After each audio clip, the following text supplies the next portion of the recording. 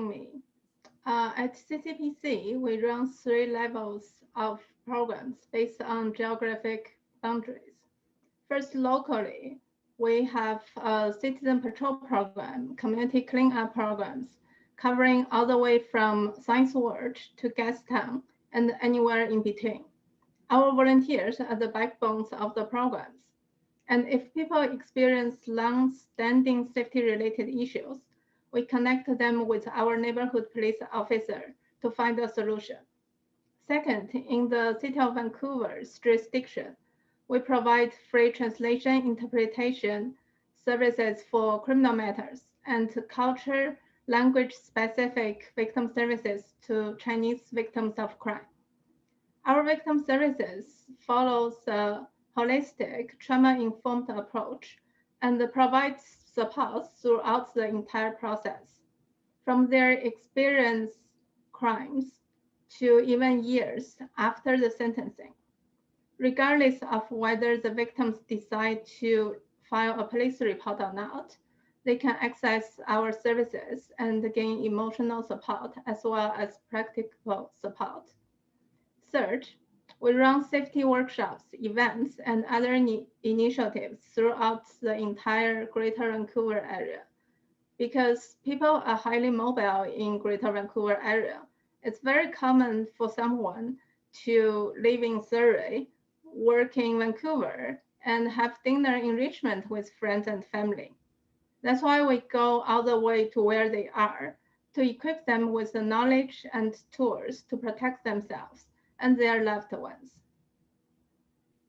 I definitely echo what Amy mentioned. Racism against Chinese has always been there, and we see it everywhere. When the pandemic started, the first hit was taken by our clients who were victims of domestic violence. From the start, the social and economic pressure and isolation at home increased the number and severity of domestic violence. The victims could not talk to their support workers and access the same level of support as freely as before, because the abuser might be in the same space.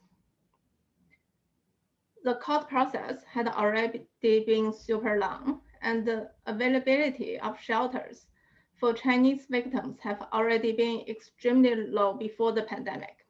It was worse when the pandemic happened. Unfortunately, the only thing we could do for them was to increase our emphasis on emotional support and work harder to find resources to meet their practical needs. As time went by, very soon, we witnessed the racism comments blaming Chinese people for the pandemic, quickly escalated to anti-Asian hate crime. What was disheartening was that some Chinese people from other regions post on social media blamed people from mainland China for the anti-Asian hate crime. Last year, in response to the pandemic, we first offered to interpret over 3-way phone calls to make it easier for Chinese people to file a police report in non-emergency situations.